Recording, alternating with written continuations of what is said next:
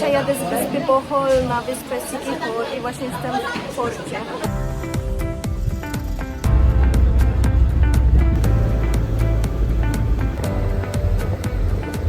Ja już jestem w Siquijor i teraz jadę do mojego hostelu, ale po drodze zatrzymałam się jeszcze w Jollibee, czyli w takim filipińskim fast foodzie, który swoją drogą został mi polecony przez filipińskiego kolegę, więc stwierdziłam, że muszę spróbować. Jest pełno, tu ledwo znalazłam miejsce. Moje zamówienie prezentuje się tak, jakieś spaghetti, ryż, kurczak, iced tea, frytki, to jest chyba sos i mango pie, peach mango. Jak pada, to sobie tak siedzę i czekam, aż przejdzie padać. Dobra, już tylko kropi, mam nadzieję, że się nie rozpada bardziej i moje rzeczy nie zmokną. Widzowie, zrobiłam sobie tą przerwę na jedzenie, wychodzę i pada. Chwilę przystało, pojechałam i znowu jest ulewa i teraz znowu stoję pod jakąś chatką, tak jak wczoraj. Tylko to może być prywatne, no trudno, najwyżej mnie wywalą. Ale zostało tylko 15 minut jazdy. Please, oby to było tutaj, bo to jest hostel dosłownie nad samym morzem. To jest mój hostel. A miałam wątpliwości dlatego, że na stronie było napisane, że dorm jest w jakimś innym miejscu. Ale mam tu pokój, więc się cieszę bardzo. Siemka widzowie, dzisiaj stwierdziłam, że robię sobie cały chillowy dzień i plan był taki, że sobie posiedzę na plaży, coś tam porobię. No i rano poszłam zjeść, później zaczęło padać. Później obejrzałam coś w tym deszczu pod deszkiem, poszłam na drzemkę, obudziłam się, dalej pada, czyli od 8 jest 15, cały czas pada, a i tak jest dzień chillowy, tylko że nie na plaży. A tak z ciekawostek, to Siquijor to jest wyspa czarownic i kiedyś tutaj szamani i czarownicy odprawiali różne rytuały, jakieś udu i tak dalej.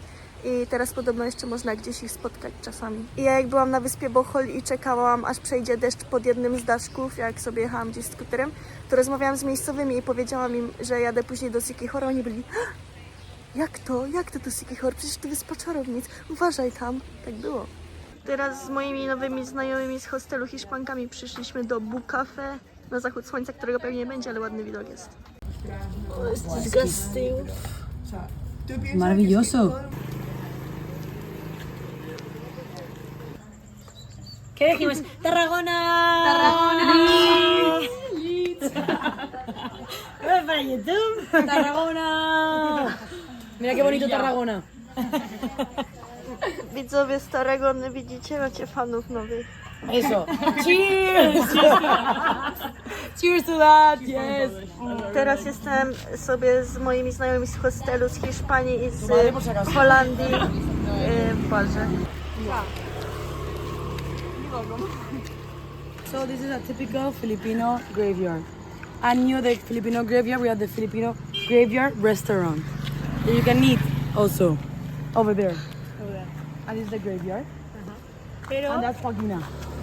Un interesting thing about the Filipino graveyard, tengo muffin en la cara, is que rather than being underground, they're stuck one on top of the other because they don't have the resources to dig in. Right? Macarena told us. She's from Makati. Makati City. That's it. And Follow us. people in Makati that are very poor, according to Macarena Mijare, they live in the holes of in between, like the tumbas. It's true. No, this is true. Yes. The people are very, very poor in some of the graveyards in Manila. Yes. It's true. Trzeci dzień w Siquijor, na razie na szczęście nie pada, odpukać i sobie jadę teraz na wodospad, na klif, a później się zobaczę. Na razie jeszcze nie wiem, gdzie dalej. Dobra, dojechałam do klifu, 30 piso za wejście. Tutaj można sobie zrobić zdjęcie, skakać nie można. Teraz jestem przy Old Enchanted Balete Tree albo Balete Tree, nie wiem jak to się czyta. I to jest to drzewo. Zaraz wam pokażę. Dobra, to jest to drzewo i z tego co czytałam, to tu chodzi o to, że jest sobie jeden gatunek drzewa najpierw i później drugi gatunek przejmuje to drzewo i jest później tylko ten drugi gatunek i ten pierwszy już nie. Coś takiego. Dobra, to tyle, ja nie wchodzę do środka, bo trzeba zapłacić 20 pesos, nie wiem, żeby zobaczyć to drzewo, które ja widzę, żeby porobić fotki. Dobra, bo tam można sobie popływać jeszcze, ale ja nie idę. Tutaj ludzie pływają z tego co widzę. Okej. A tak a propos tego, że to jest wyspa czarownic, to patrzcie, tutaj można udu kupić na banie. Jakieś eliksiry na miłość, coś innego. Dojechałam na wodospad, było mi polecone przez wszystkich, ale nie wiem, taki malutki jakiś. Może będzie fajne. Koździerstwo, bo za wszystko trzeba płacić.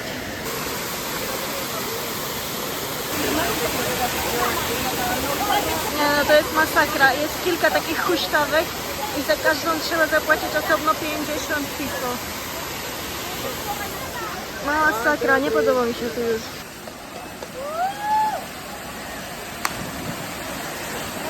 Parinya.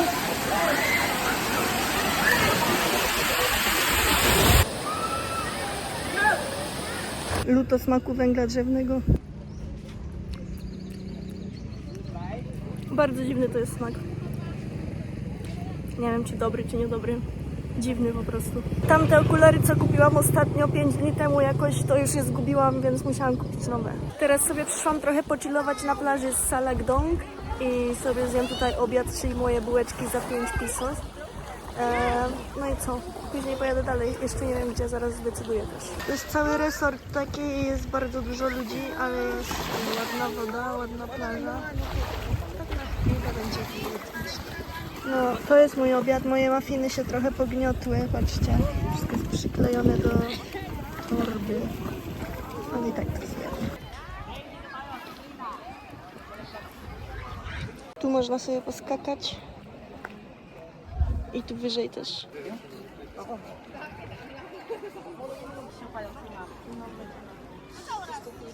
Co chwila muszę się zatrzymywać, bo tu jest tak ładnie.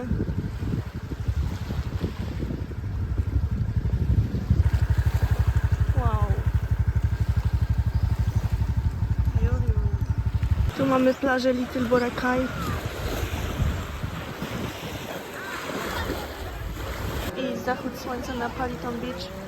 Pojechałam na chwilę odpocząć do hostelu i przyjechałam z powrotem. Cześć widzowie, pierwsze co to znalazłam okulary, a po drugie siedzę teraz w porcie i czekam, żeby móc kupić bilet, ale prawdopodobnie nie zdążę na prawo 10, więc pewnie będę musiała czekać do 13:30. A dzisiejsza trasa wygląda tak, że najpierw skuterem do portu, później promem na inną wyspę, później autobusem do innego promu, później promem na inną wyspę, a później autobusem do miasta. Jeszcze tylko 10 numerów, mam 150. 9:57, o 10 wjeżdżam. Muszę biec. Zdążyłam, ale tylko ja biegnę jak szalona, inni na spokojnie, normalnie idą. Jestem, widzowie, udało się. Dobra, tuk-tuk do drugiego portu. Jestem w drugim porcie i ten już nie jest taki oficjalny. Mój kolejny środek transportu to ta łódź. Okej, ten znak odpływa 20 minut przed czasem. Wow, ale ładnie. Dobra, dopłynęłam, teraz idę na kolejny środek transportu. Ale to tak ładnie, że aż chcę się zostać.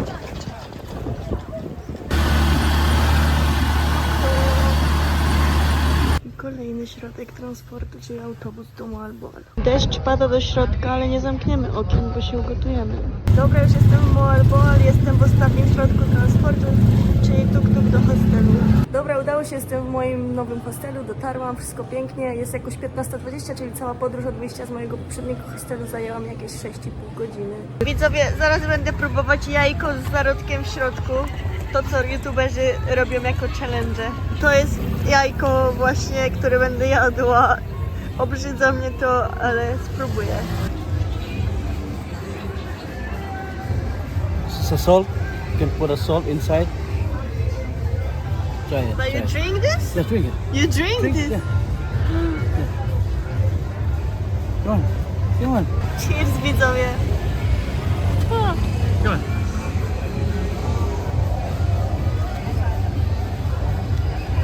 But I just drink something, no egg. No, yeah, inside. That's soap. Oh yeah, the soap is okay. It's fine, right? Yeah, the like soap- it? Yeah. You can open all the whole thing. I hope I don't have food poisoning tomorrow. Filipino delicacy.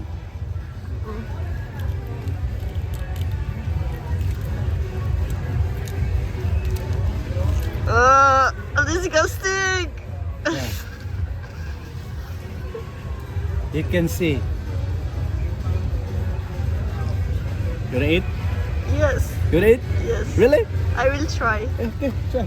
Put salt first. Oh no, wait, vinegar. Alang nito no? Tanan? Vinegar. And after vinegar, put a little bit salt around and you try. Okay, 1, 2, 3.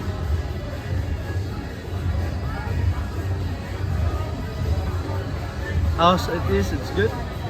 Tastes like what? It's okay. It's good. It's good. Like, yeah, it's okay. Eat the whole thing. You want vinegar? More vinegar? But you can feel bones. Yeah. Just a little bit cheap. Yeah. You want to put vinegar more? No. Or vinegar. Skóra ze świni z sosem vinegar. Sprawdźmy. Cheers. Cheers.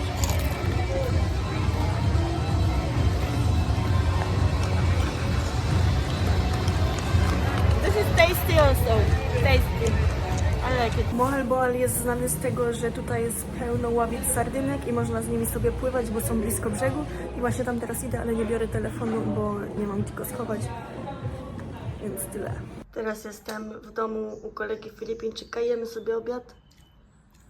Paksiw. Paksio. Yeah. Paksiw. Paksio. Like a whole roasted pig. And after we cook like this, paksiw. Filipino love it. Więc tak, to jest ta świnia And z takim ryżem. a hanging rice. Inside this, hanging a rice. Świnia z ryżem, skóra, mięso, wszystko. Ale już zjedzone. Dobre było nawet. Teraz przyszliśmy na White Beach, czyli taką plaszkę. Ładna. Teraz będę jadła to coś. To się normalnie rusza. Jakiś owoc morza. What's the name of this? Sea urchin.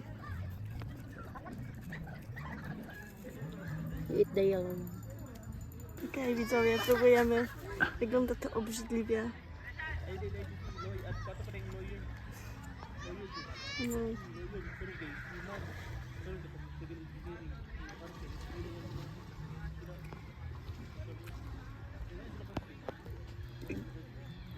How's it? Galaretka rybna.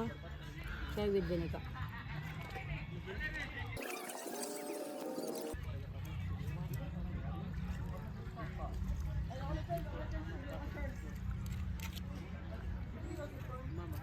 Ale pikantny ten winegar. Okay. Finish all of it. Takie sobie, widzowie.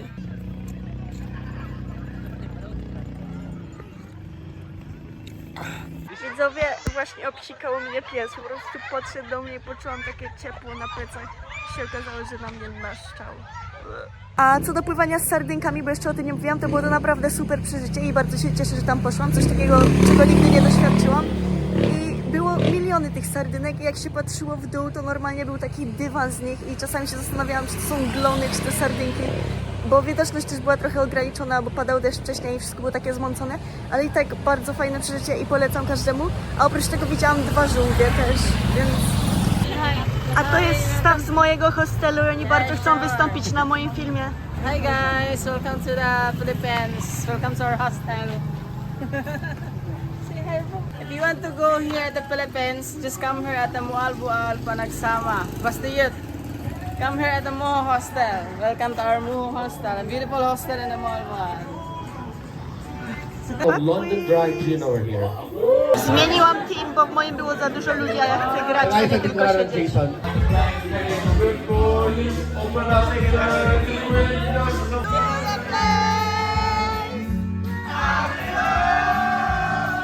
Dzisiaj idę na canyoneering, czyli takie skakanie z klifów, zjeżdżanie wodospadami i tak dalej. Już kiedyś na tym byłam we Francji, ale było fajnie, więc chętnie powtórzę. Ale mi dali laczki, jak z górniaka. Okej, zaraz zaczynamy, już mamy kamizelki, buciczki, zaraz lecimy. Dobra, przyjechaliśmy autobusem trochę wyżej i teraz można albo zrobić zipline, który tam właśnie jedzie, i później iść 10 minut, albo iść 45 minut całą drogę. Ja biorę zipline, bo mi się nie chce iść. Oh yeah.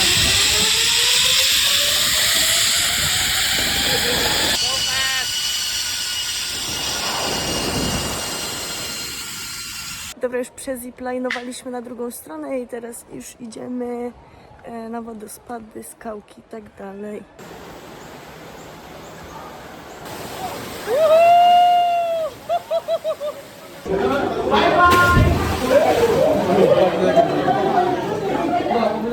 Widzowie, myślę, że jesteśmy już jakoś w połowie. Na razie skoczyłam z 8 metrów, z 7 metrów. Spłynęłam kilkoma wodospadami, na razie jest... Oj!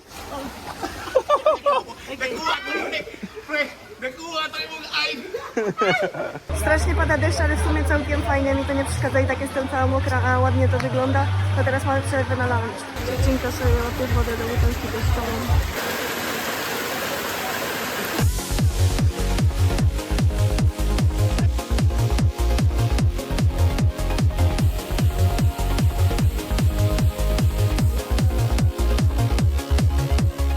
Koniec i jednak lunch jest dopiero teraz.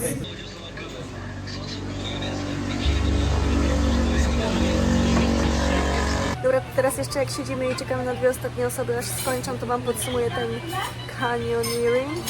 Więc było bardzo spoko, podobało mi się. Możliwe, że jakbym tu kiedyś wróciła jeszcze, to bym powtórzyła. No takie ekstremalne, jakieś skakanie. Kilka razy skoczyłam tak, że mnie bolało, pewnie będę miała siniaki. Ale takie uroki tego sportu ekstremalnego, nie wiem, czy jest sportem ekstremalnym, ale tej aktywności po prostu. Ale w każdym razie polecam. Zdecydowałam się zostać jeszcze jedną noc i sobie pójść teraz na nurkowanie, takie z butlą. Trochę się stresuję, nie wiem, ale idę. A zdecydowałam się iść właśnie tutaj w Moalboal, dlatego że słyszałam, że to jest bardzo ładnie. Takie dziewczyny z Francji powiedziały, że to był ich najlepszy diving w ich życiu, a jeszcze te sardynki, bo ja je widziałam tylko z góry, tak to będę pływać z sardynkami, więc fajnie.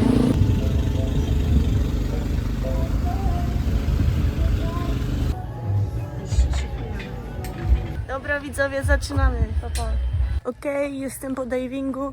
Było spoko, dobrze było widać te sardynki.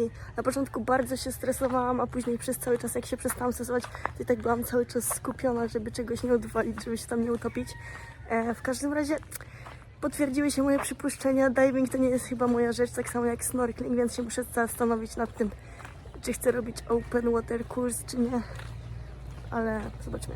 Generalnie spędziłam 50 minut pod wodą i powiedzieli, że całkiem spoko sobie poradziłam. Sytuacja jest teraz, idę sobie obejrzeć zachód słońca i idę ulicą i nagle jakaś rodzinka do mnie: ej, są jego urodziny, usiądź z nami i posiedź z nami. I poszłam, ale powiedziałam, że idę oglądać sunset i wrócę jak skończę.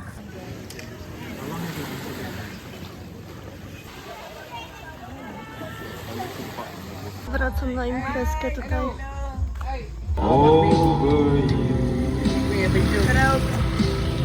Picture? Video, video.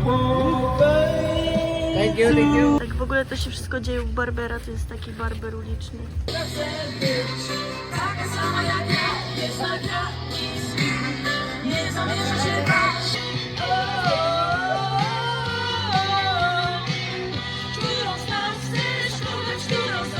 To oni wybrali piosenkę.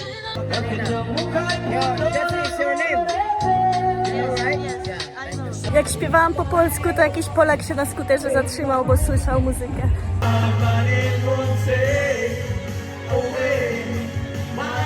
Ja już dzisiaj opuszczam Moalboal i jadę do Cebu City na 1 albo 2 dni, a później nie wiem, zdecyduję pewnie dzisiaj, gdzie jadę. Teraz jestem na przystanku i czekam na autobus. No i witam z powrotem w Cebu. Na Filipinach jest codziennie karaoke w każdym barze praktycznie. Zdecydowałam się, że teraz jadę do Malapascua. Teraz kupuję bilet. Po 4 godzinach w wanie dojechałam do portu Maya, ale kurde, gdzie jestem? To nic nie ma, to jest cały ten port i nic. Jak się okaże, że to nie tu, to słabo. 40 bilet na Malapascua. Aha, taką łódką się płynie. Myślałam, że to będzie taka trochę większa łódka, taka jak zawsze, to taka malutka. Trzeba przechodzić po takiej kładce. Powodzenia sobie życzę z moimi plecakami. Jakoś lubię wyspy o takim vibe'ie jak tu.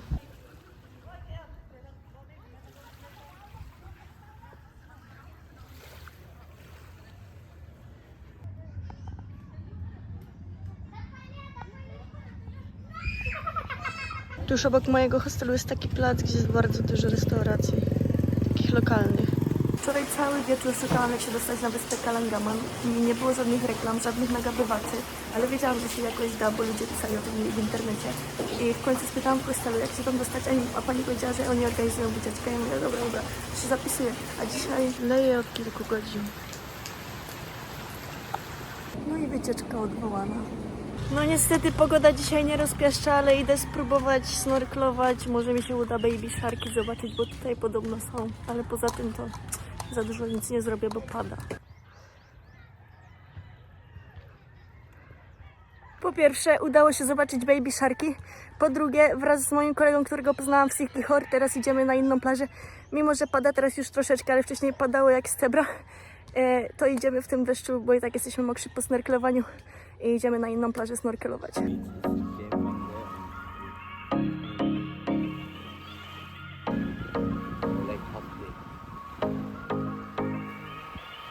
Patrzcie widzowie, tutaj wszystko było zniszczone przez tajfun Jolanda w 2013 roku. Tutaj ruiny restauracji, tam ruiny sklepu nurkowego, a tutaj ruiny hotelu. 50 złotych. To ta restauracja.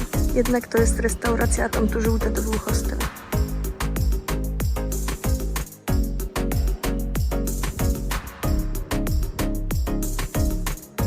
Był hotel.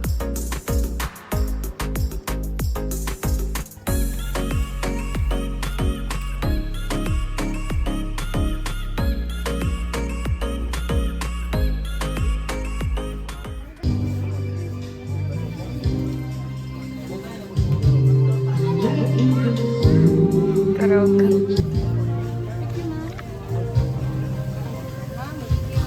Dzisiaj już jest słonecznie, ale dzisiaj już planuję pojechać do Cebu i stamtąd wziąć nocny prom do Siargao. Właściwie to do Surigao, a z Surigao do Siargao. Ale jeszcze teraz sobie wykorzystam poranek, żeby pójść na latarnię morską, czy może posnorkelować z wrakiem statku. Zobaczymy. Autostop, który złapał się sam. No i super, miałam podwózkę. Dotarłam do latarni morskiej. Nie no widzowie, dzisiaj jest zbyt gorąco. Weszłam kawałek drogi pod górę i już umieram. Tam, gdzie są te łodzie i pomarańczowe bojki, tam jest ten wrak statku i tam zaraz płynę. Poparzyły mnie meduzy w kilku miejscach. Całkiem spoko ten wrak, tylko bardzo daleko trzeba płynąć i wrócić, ale dałam radę, jestem z powrotem, tylko niestety, tak jak mówiłam, mam kilka poparzeń medus na ręce i na nogach. Ja już siedzę w porcie w Malapascua, żeby wziąć łódkę do Maya Port i stamtąd autobusem do Cebu City. Stamtąd od razu na prom nocny z Cebu City do Surigao. On jest o 21:00 i ja będę w Surigao o 7:00 rano i stamtąd prom z Surigao do Siargao i będę. Czyli czeka mnie bardzo długa podróż. Pewnie około 24 godziny.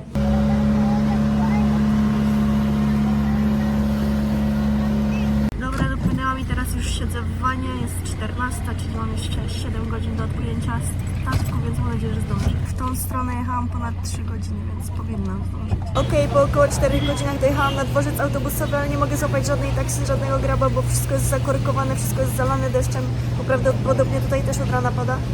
Więc nie wiem co robić, ale nie mam biletu na prom, więc jak nie zdążę, to go nie stracę chociaż. Co tu się dzieje, widzowie? Ja nie mówię. Padaj, nikt nie przestaje. Masakra. Co tu się dzieje? Właśnie zostałam oskanowana na 500 pesos. Później musiałam zapłacić za taksówkę 150 pesos, a jechała jakieś 500 metrów. Jestem dużo stratna aktualnie i aż mi się nie chce nic robić. To jest jakaś porażka. Kurde, no ja nie mogę przeboleć tego skału, nie mogę przestać o tym myśleć. Zapłaciłam więcej za siedzące miejsce, niż bym zapłaciła za łóżko.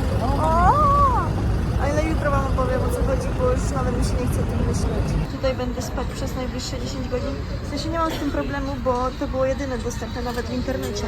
Ale boli mnie fakt tego, że tyle przepłaciłam za to. O, co mnie zdziwiło, to to, że przed chwilą była modlitwa z głośników normalnie. Tu są chyba łóżka bez klimy. A tu łóżka z klimą.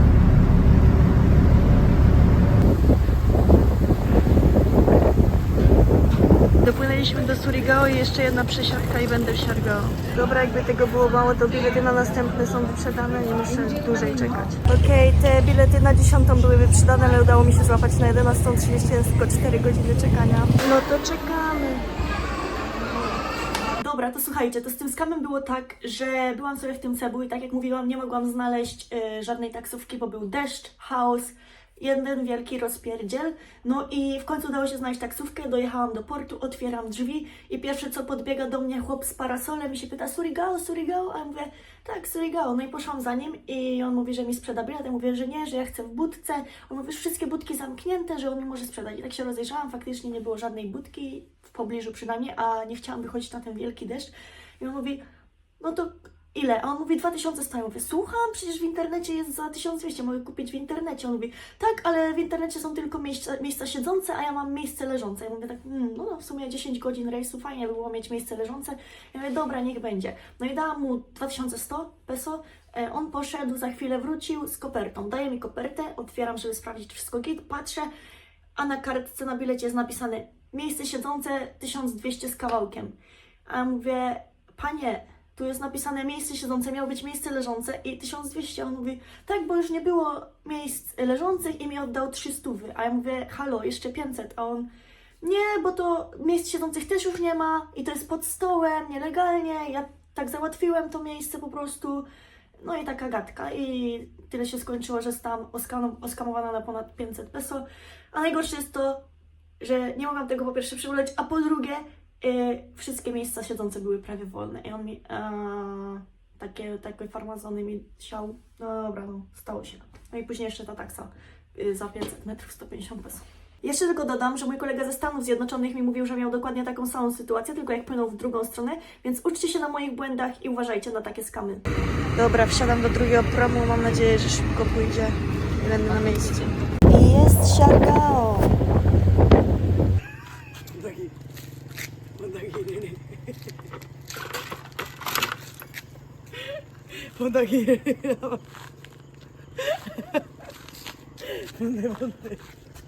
Venga, dilo. Follow, like and subscribe. Vale, yo me escribo esto. But in Spanish. Dale. Hola, seguidores de Magda. Seguidla, dadle like, su contenido es fantástico.